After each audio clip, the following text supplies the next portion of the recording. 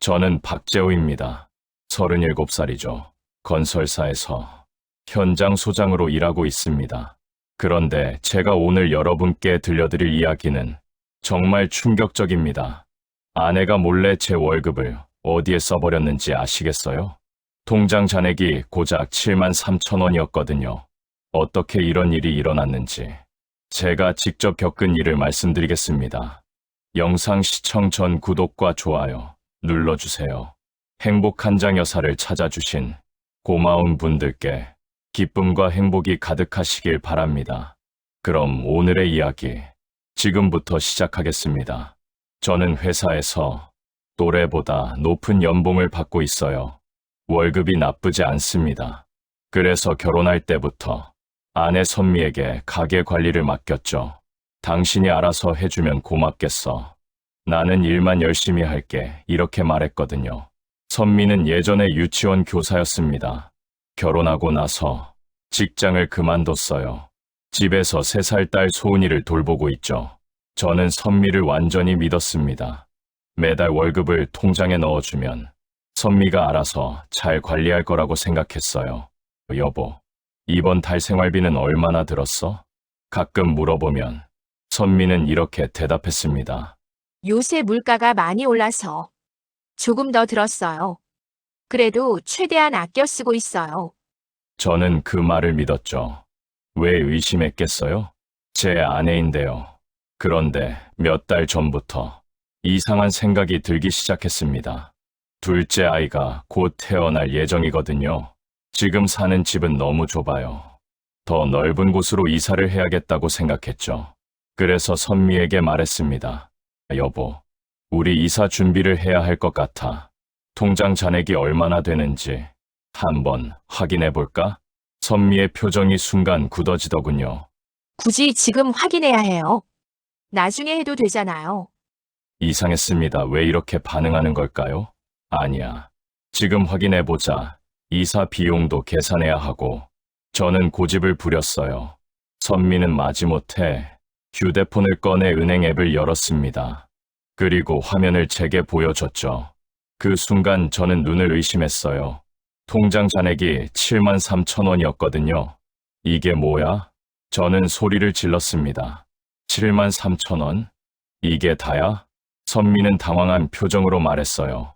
여보, 진정해요. 요새 물가가 너무 올라서 그래요. 생활비가 많이 들어요. 저는 머리가 하얘졌습니다. 제가 매달 900만 원 가까이 벌어오는데 어떻게 통장에 7만 원밖에 안 남아있을 수 있죠? 설마 선미가 도박이라도 했나 싶었어요. 선미야, 솔직히 말해. 돈을 어디에 썼어? 저는 목소리를 낮춰 물었습니다. 정말 생활비예요. 소은이 어린이집비, 식료품비, 공과금. 선미는 변명을 늘어놓기 시작했죠. 하지만 저는 납득할 수 없었어요. 아무리 물가가 올랐다고 해도 이건 말이 안 되거든요. 통장 내역을 전부 보여줘. 지금 당장 저는 선미에게 요구했어요. 선미는 얼굴이 새하얘져서 말했습니다. 여보, 왜 이래요? 나를 믿지 못해요. 지금 상황에서 어떻게 믿어? 7만 원밖에 안 남았는데. 그때 3살 소은이가 저희 옆으로 뛰어왔어요. 아빠, 왜 화나셨어요? 순수한 눈으로 저를 바라보는 딸을 보니 마음이 아팠습니다. 하지만 이 문제는 넘어갈 수 없었어요. 선미는 결국 통장 거래 내역을 보여줬습니다. 저는 한 줄 한 줄 자세히 살펴봤죠. 그리고 발견했어요. 매달 150만 원씩 현금 인출 내역이 있더군요. 이게 뭐야? 매달 150만 원씩 뽑은 건 뭐야? 선미는 더 이상 숨길 수 없었는지 고백했습니다. 엄마한테 드린 거예요. 그 순간 저는 정말 어이가 없었어요. 장모님께 매달 150만 원씩 드렸다고요? 그것도 제 몰래? 믿었던 아내가 이런 식으로 저를 속이고 있었다니. 정말 배신감이 밀려왔습니다. 제가 장모 이화영 씨에 대해 말씀드려야겠네요. 장모님은 55살입니다. 선미가 어릴 때 남편을 잃고 혼자 딸을 키우셨죠. 그 점은 정말 존경해요. 하지만 지금 장모님의 모습은 제가 예상했던 것과 완전히 달랐거든요. 엄마한테 매달 150만 원씩 드렸다고? 저는 선미에게 다시 확인했습니다. 여보, 엄마가 혼자 사시잖아요. 생활이 어려우셔서. 선미가 변명하기 시작했어요. 생활이 어려우시다고? 그럼 왜 일을 안 하셔? 저는 솔직히 물었죠. 사실 장모님은 아직 건강하세요. 55살이면 충분히 일할 수 있는 나이거든요. 하지만 장모님은 일하기 싫어하셨어요. 대신 딸한테서 받는 돈으로 편안하게 지내고 계시더라고요. 저는 선미에게 말했습니다. 그럼 장모님이 그 돈으로 뭘 하시는지 확인해봤어? 엄마 생활비죠. 선미는 대충 대답했어요. 하지만 저는 궁금했습니다. 혼자 사시는 분이 매달 150만 원씩 쓸 일이 뭐가 있을까요? 그래서 며칠 후에 장모님 댁에 직접 가봤어요. 장모님 집에 도착해서 깜짝 놀랐습니다. 현관에 명품 구두가 여러 켤레 놓여 있더군요. 거실에는 비싼 가구들이 가득했어요.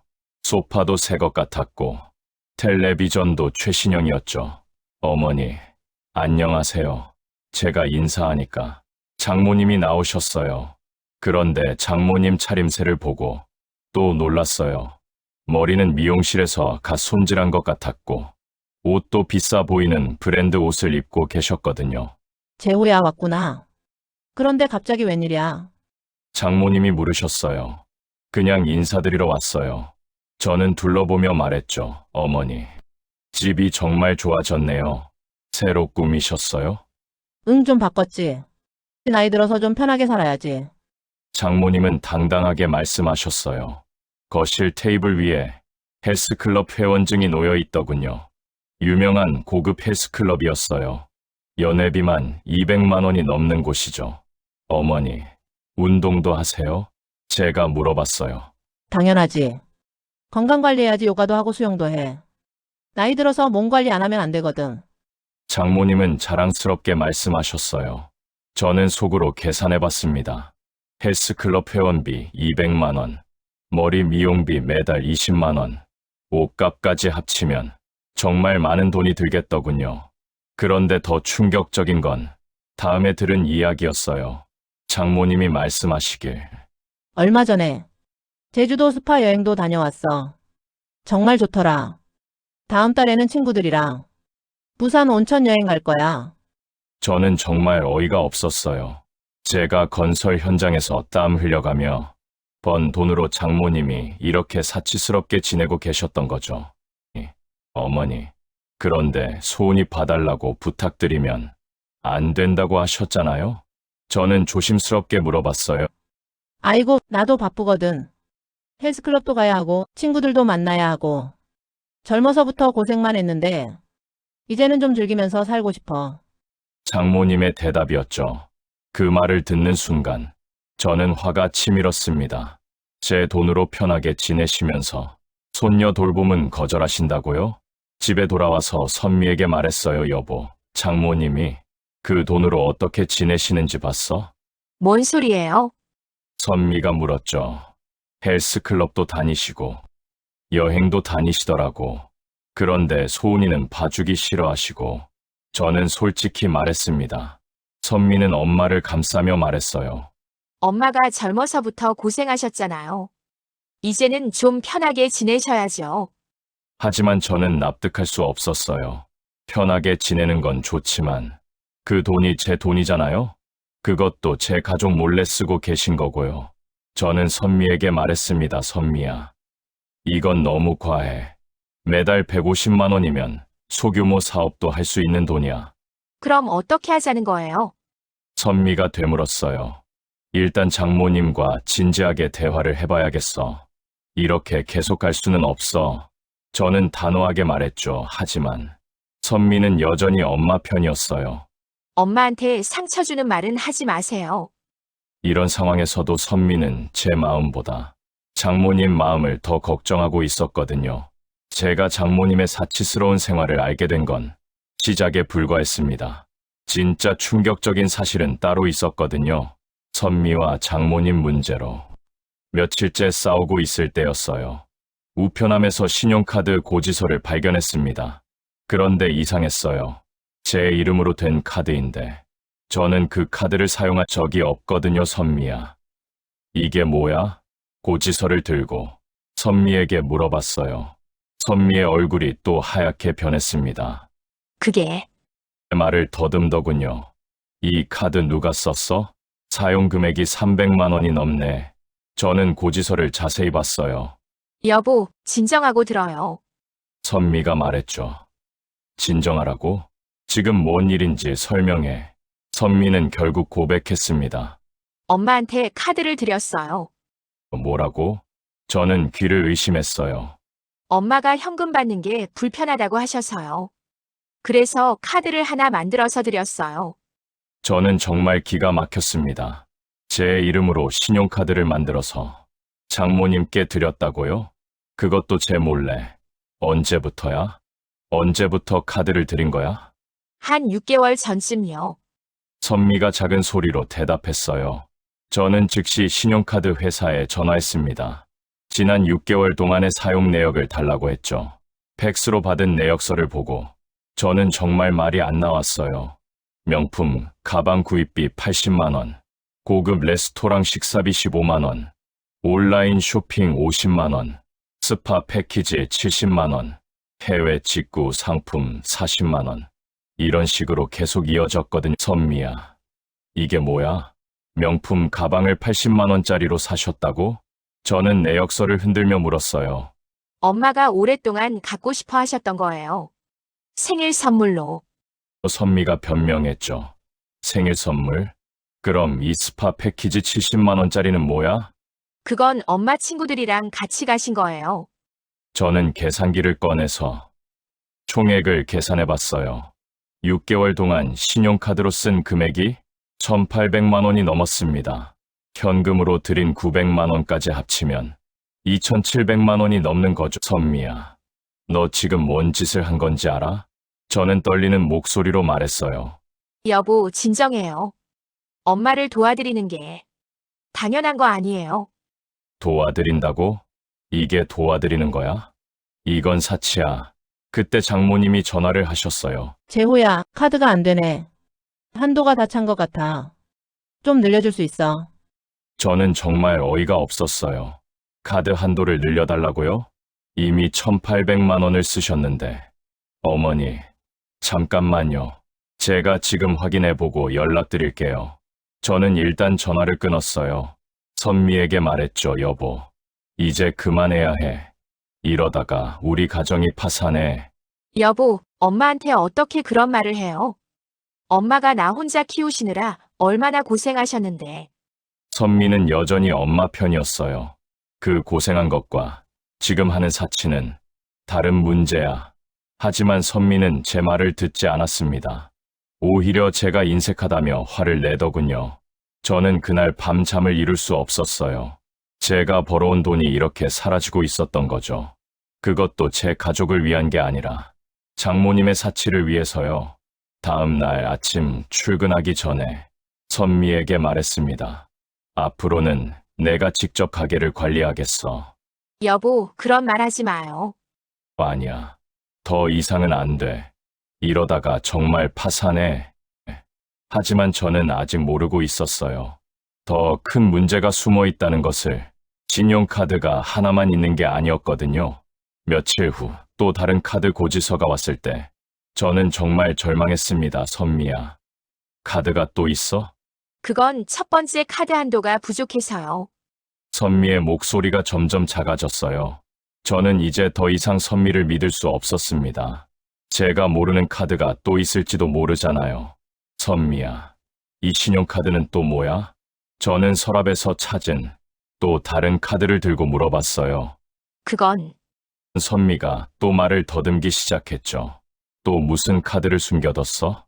엄마가 사용하시는 카드가 한도가 부족해서요. 그래서 하나 더 만들었어요. 저는 정말 기가 막혔어요. 카드를 하나 더 만들어뒀다고요? 즉시 그 카드 사용 내역도 확인해봤습니다. 이번에도 마찬가지였어요. 명품 옷가게에서 50만 원, 고급 한정식집에서 30만 원, 온라인 쇼핑몰에서 40만 원 끝이 없더군요. 선미야, 도대체 카드가 몇 개야? 2개예요. 정말 2개뿐이에요. 하지만 저는 믿을 수 없었어요. 직접 신용정보회사에 문의해서 제 이름으로 된 모든 카드를 확인해 봤죠. 그랬더니 무려 4장이 더 나왔어요. 선미야, 카드가 총 6장이나 돼. 저는 소리를 질렀어요. 여보, 진정해요. 나도 몰랐어요. 몰랐다고? 내가 직접 만든 거 아니야?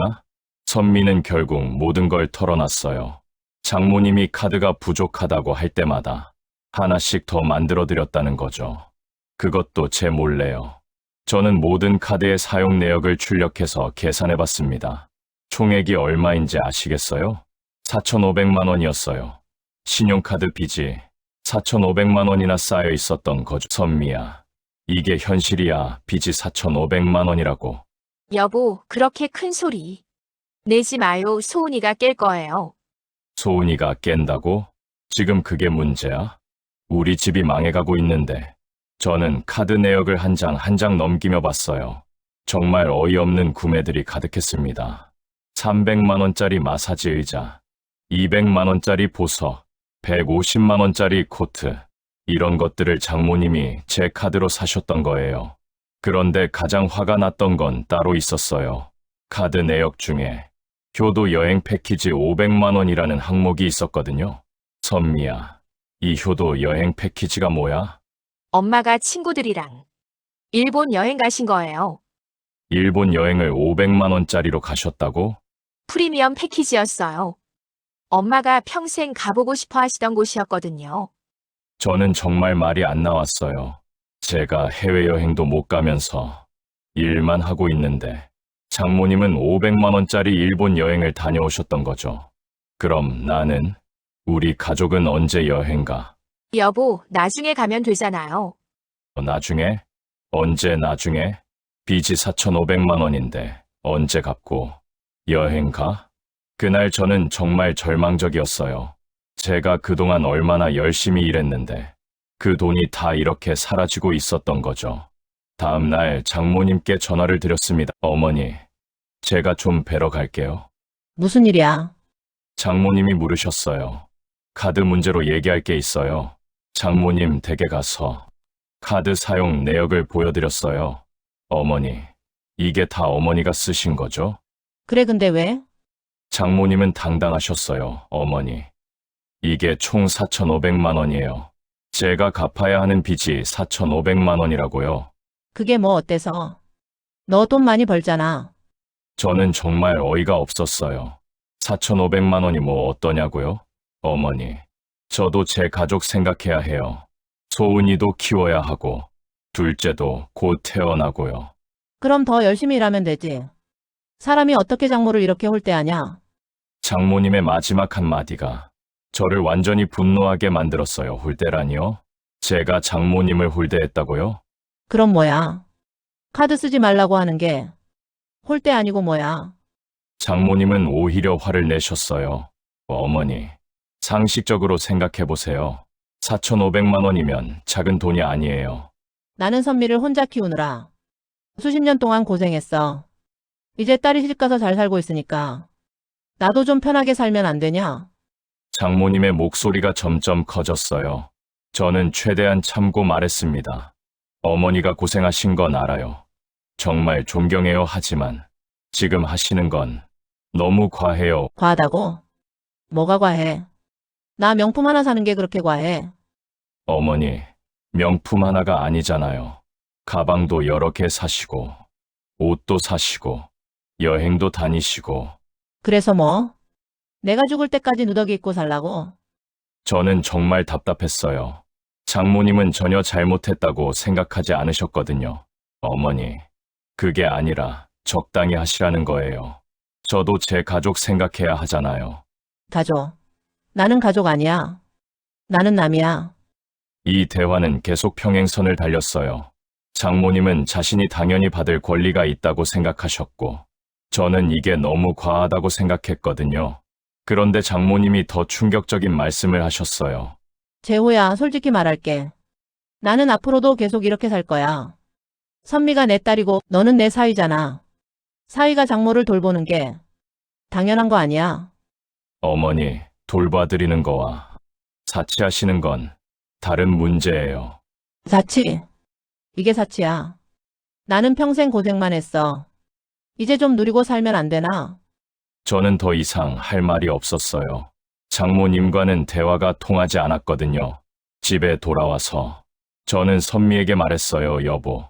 장모님과는 더 이상 대화가 안 통해. 어머니는 전혀 잘못했다고 생각 안 하셔. 그럼 어떻게 하자는 거예요? 일단 모든 카드를 정지시켜야 해. 더 이상 빚이 늘어나면 안 돼. 하지만 선미는 반대했어요. 엄마가 어떻게 생활하세요? 그건 장모님이 알아서 하셔야 해. 일이라도 구하시든가. 저는 단호하게 말했습니다. 이제 더 이상 물러설 곳이 없었거든요. 4,500만 원의 빚 앞에서 저는 결단을 내려야 했어요. 자기는 평생 고생했으니까 이제 누리고 살 권리가 있다고 하셔. 그리고 내가 사위니까 당연히 돌봐야 한다고 하시더라고. 선미는 잠시 말이 없었어요. 그러더니 이렇게 말했습니다. 여보, 엄마 말도 틀린 건 아니잖아요. 정말 혼자서 나를 키우시느라 고생 많이 하셨어요. 저는 정말 어이가 없었어요. 이 상황에서도 선미는 엄마 편이었거든요, 선미야. 지금 우리 빚이 4,500만 원이야. 이해해. 갚으면 되잖아요. 여보가 돈 잘 벌잖아요. 갚으면 된다고? 4,500만 원을 언제 갚아? 그리고 갚는 동안 우리는 어떻게 살아? 하지만 선미는 여전히 현실을 받아들이지 못했어요. 오히려 제가 인색하다며 화를 냈죠. 그때 장모님이 또 전화를 하셨어요. 재호야, 다음 달에 친구들이랑 부산 온천 여행 가기로 했어. 카드 한도 좀 늘려줄 수 있지? 저는 정말 기가 막혔어요. 아직도 여행을 더 가시겠다고요? 어머니, 죄송하지만 앞으로는 카드 사용을 자제해 주셔야 할 것 같아요. 뭐라고? 카드 못 쓰게 하겠다고? 그게 아니라 적당히 사용해 주시면 적당히? 뭐가 적당해? 내가 무슨 사치를 부렸다고? 장모님은 전화기 너머로 소리를 지르셨어요. 그리고 마지막에 이런 말씀을 하셨죠. 재호야, 너 지금 나를 버리겠다는 거야? 선미한테 말할 거야. 전화를 끊고 나서 저는 정말 머리가 아팠어요. 이게 정상적인 상황인가 싶었거든요. 그런데 더 큰 문제가 기다리고 있었어요. 선미가 장모님과 전화 통화를 한 후에 저에게 와서 말했거든요. 여보, 엄마가 우울해하세요. 자기를 버리는 것 같다고 하시네요. 버린다고? 내가 언제 버린다고 했어? 카드 못 쓰게 한다고 하셨잖아요. 적당히 쓰라고 한 거야. 하지만 선미와 장모님에게는 적당이라는 말이 통하지 않았어요. 그들에게는 전부 아니면 전무였거든요. 결국 선미가 제게 제안했어요. 여보, 매달 200만 원씩만 드리면 어때요? 그럼 엄마도 만족하실 거예요. 200만 원? 아직도 정신 못 차렸어? 그럼 100만 원은 어때요? 저는 정말 한심했어요. 아직도 장모님께 돈을 드리겠다는 생각을 하고 있었거든요, 선미야. 이제 그만해. 더 이상은 한 푼도 못 드려. 그럼 엄마는 어떻게 생활하세요? 일을 하시든지 아니면 최소한의 생활비로 지내시든지 선택은 어머니가 하시는 거야. 저는 단호하게 말했습니다. 이제 더 이상 물러설 수 없었거든요. 그날 밤 저는 정말 잠을 이룰 수 없었어요. 이대로 가다가는 우리 가정이 정말 파탄날 것 같았거든요. 둘째 아이도 곧 태어날 텐데 어떻게 해야 할까요? 다음 날 아침 회사에 가서도 일에 집중할 수 없었어요. 동료가 물어봤죠. 재호야, 무슨 일 있어? 얼굴이 안 좋네. 아, 그냥 가정사가 좀 복잡해서. 무슨 일인데? 저는 동료에게 상황을 설명해봤어요. 동료는 듣고 나서 깜짝 놀라더군요. 야, 그럼 너희 집 망하는 거 아니야? 그러게. 어떻게 해야 할지 모르겠어. 장모님하고 선미 씨가 너무 심한 거 아니야? 아무리 그래도 4,500만 원은 너무하지. 동료의 말을 듣고 나니까 제가 잘못한 게 아니라는 확신이 들었어요. 객관적으로 봐도 이건 너무 과한 상황이었거든요. 집에 돌아와서 선미와 진지한 대화를 시도해봤어요. 여보, 우리 한번 차근차근 계산해보자. 뭘 계산해요? 우리 가게 상황을 정확히 파악해보자고. 저는 종이에 적어가며 설명했어요. 내 월급이 900만 원이야. 그런데 생활비가 200만 원, 소은이 어린이집비가 50만 원, 각종 공과금이 30만 원, 보험료가 40만 원이야. 여기까지만 해도 320만 원이거든. 선미는 조용히 듣고 있었어요. 그럼 남는 돈이 580만 원인데 장모님께 150만 원씩 드렸다는 거야. 말이 돼. 게다가 신용카드까지 쓰시고 그래서 빚이 4,500만 원이 된 거잖아. 선미는 그제서야 상황의 심각성을 조금 이해하는 것 같았어요. 그럼 이제 어떻게 해요? 선미가 물었죠. 일단 장모님께 드리는 돈을 중단해야 해. 그리고 신용카드도 모두 회수해야 하고 그럼 엄마는 어떻게 생활하세요? 장모님도 일을 하셔야 해. 55살이면 충분히 일할 수 있잖아. 하지만 선미는 고개를 저었어요. 엄마가 일을 하실 수 있을까요? 오랫동안 안 하셨는데. 해야지. 다른 방법이 없어. 그런데 문제는 선미였어요. 선미가 장모님을 설득할 의지가 없었거든요. 오히려 계속 엄마를 감싸고 있었어요. 며칠 후 장모님이 직접 집에 오셨어요. 선미가 부른 것 같았어요. 여보, 엄마가 왔어. 선미가 말했죠. 장모님은 들어오시자마자 소파에 앉으시며 말씀하셨어요. 재호야, 우리 한번 제대로 얘기해보자. 네, 어머니. 나는 선미를 혼자 키우느라 정말 많은 고생을 했어.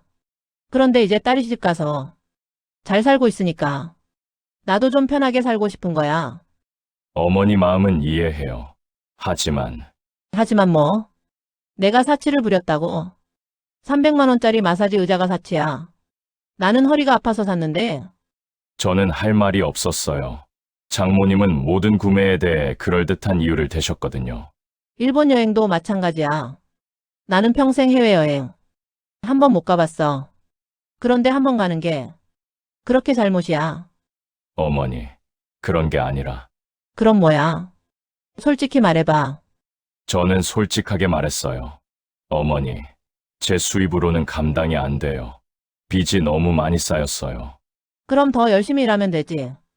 더 열심히 일한다고 해서 갑자기 월급이 2배가 되는 건 아니에요.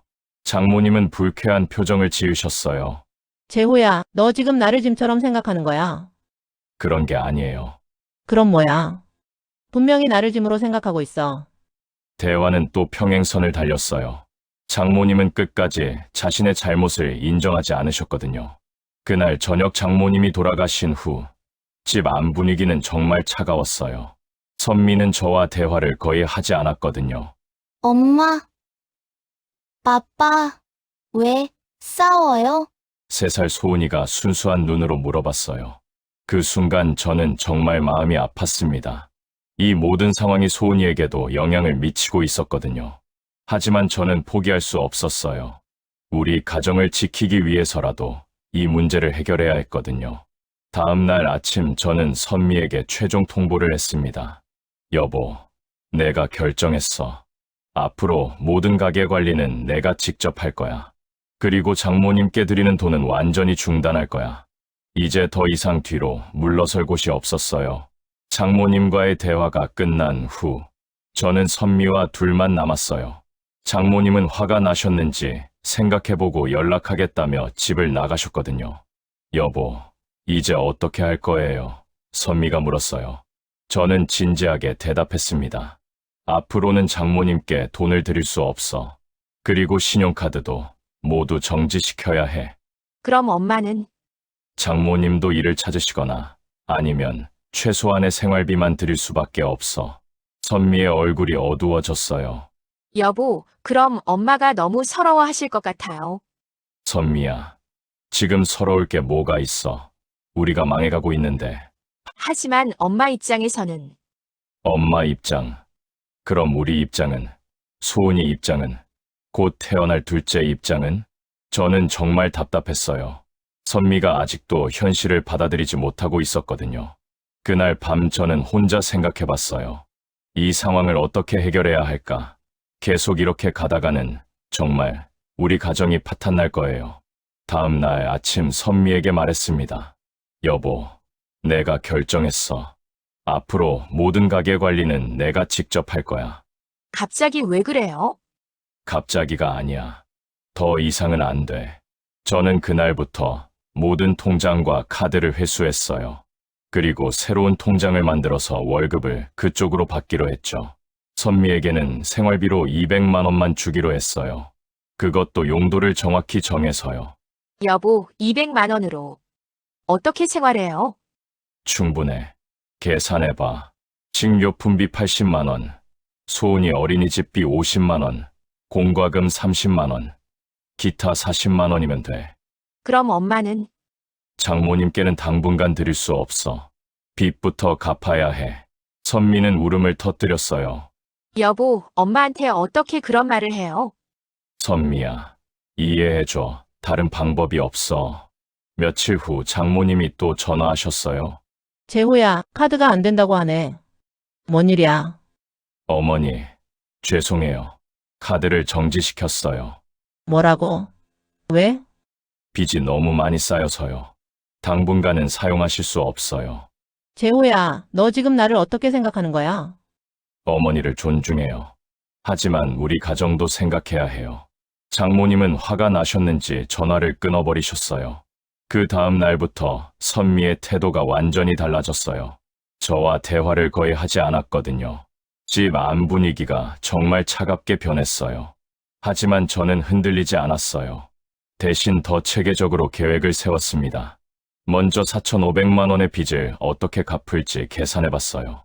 매달 100만 원씩 갚는다면 3년 반이 걸려요. 이자까지 포함하면 4년은 좋게 걸릴 거예요. 그리고 생활비도 더 줄여야 했어요. 외식은 완전히 중단하고 소은이 옷도 할인 매장에서 사기로 했죠. 저 자신도 점심값을 아끼기 위해 도시락을 싸가기 시작했어요. 며칠 후 장모님이 선미를 통해 메시지를 보내오셨어요. 엄마가 우울증에 걸릴 것 같다고 하세요. 병원에 가셔야 할 것 같대요. 선미가 말했죠. 저는 이것도 일종의 감정적 협박이라고 생각했어요. 그럼 병원비는 어떻게 할 거야? 저는 냉정하게 물었어요. 여보, 그런 식으로 말하지 마요. 사실적으로 말하는 거야. 우리한테 병원비 낼 여유 있어. 선미는 대답하지 못했어요. 하지만 며칠 후 반전이 일어났어요. 장모님이 직접 전화를 하셨거든요. 재호야, 내가 생각해봤는데 너 말이 맞는 것 같아. 어머니, 나도 일을 좀 찾아볼게, 파트타임이라도. 저는 정말 놀랐어요. 장모님이 스스로 일을 하겠다고 하시다니요. 어머니, 정말이세요? 응, 내가 너무 철없이 굴었나 봐. 사실 요즘 혼자 있으니까 심심하기도 하고. 그날부터 상황이 조금씩 달라지기 시작했어요. 장모님이 마트에서 계산하는 일을 구하셨거든요. 하루 4시간씩 일하시는 거였어요. 그리고 선미도 제 결정을 조금씩 받아들이기 시작했어요. 여보, 내가 너무 현실을 모르고 살았나 봐. 선미가 말했어요. 이제라도 깨달았으니까 다행이야. 그럼 우리 정말 빚을 다 갚을 수 있을까요? 할 수 있어. 우리가 힘을 합치면. 저는 선미의 손을 잡으며 말했습니다. 이제야 우리 가족이 한 방향을 바라보기 시작한 것 같았어요. 몇 주가 지나고 나서야 선미가 조금씩 현실을 받아들이기 시작했어요. 제가 정리한 가계부를 보여주면서 설명했거든요. 여보, 봐. 이게 우리가 갚아야 할 빚이야. 4,500만 원을 매달 100만 원씩 갚는다면 3년 반이 걸려. 선미는 가계부를 보며 한숨을 쉬었어요. 정말 이렇게 많았구나. 그래. 그리고 이건 이자도 포함 안 된 거야. 선미는 그제서야 상황의 심각성을 완전히 이해한 것 같았어요. 여보, 미안해. 내가 너무 안일하게 생각했나 봐. 이제라도 깨달았으니까 다행이야. 그날부터 선미도 가계부 정리를 도와주기 시작했어요. 그리고 불필요한 지출을 줄이려고 노력했죠. 여보, 소은이 어린이집도 좀 더 저렴한 곳으로 옮길까요? 그건 안 돼. 소은이 교육비는 건드리면 안 돼. 그럼 다른 걸로 절약해봐요. 선미는 식료품도 할인 매장에서 사고 외식도 줄였어요. 정말 달라진 모습이었죠. 한편 장모님은 며칠 동안 연락이 없으시더니 갑자기 전화를 하셨어요. 재호야, 내가 파트타임 일을 구해봤어. 정말요? 어떤 일이에요? 마트에서 계산하는 일이야, 하루 4시간씩. 저는 정말 놀랐어요. 장모님이 직접 일을 구하셨다니요. 어머니, 정말 고생 많으세요. 뭘 이제라도 정신 차린 거지. 내가 너무 철없이 굴었나 봐. 장모님의 변화된 모습을 보니까 저도 마음이 누그러졌어요. 어머니, 그럼 당분간은 최소한의 생활비만 드릴게요. 매달 50만 원 정도면 어떠세요? 고마워, 그것만으로도 충분해. 그날부터 우리 가정에도 조금씩 평화가 찾아왔어요. 선미와 장모님이 모두 현실을 받아들이기 시작했거든요. 물론 빚을 갚는 건 쉽지 않았어요. 매달 100만 원씩 갚는다고 해도 몇 년은 걸릴 테니까요. 하지만 가족이 모두 한마음이 되니까 희망이 보였어요. 여보, 내가 다시 일을 시작할까요? 선미가 제안했어요. 둘째 낳고 나서 생각해보자. 알았어요. 그때까지는 최대한 절약할게요. 몇 달 후 둘째 아이가 태어났어요. 건강한 아들이었죠. 소은이도 남동생을 정말 좋아했어요. 아빠, 동생이 정말 귀여워요. 소은이가 웃으며 말했어요. 그 순간 저는 정말 행복했습니다.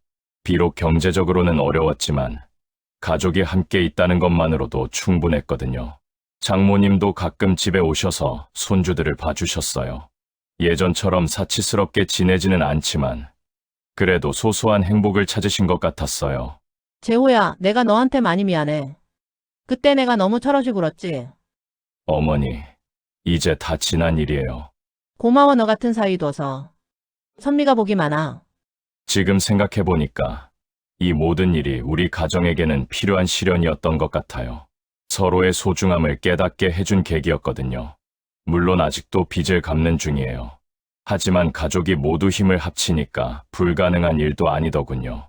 선미도 아이가 좀 크면 다시 일을 시작할 예정이고 장모님도 계속 일하고 계세요. 장모님이 일을 시작하신 후로는 오히려 더 건강해지신 것 같아요. 일하니까 몸도 좋아지고 마음도 편해. 이렇게 말씀하시더라고요.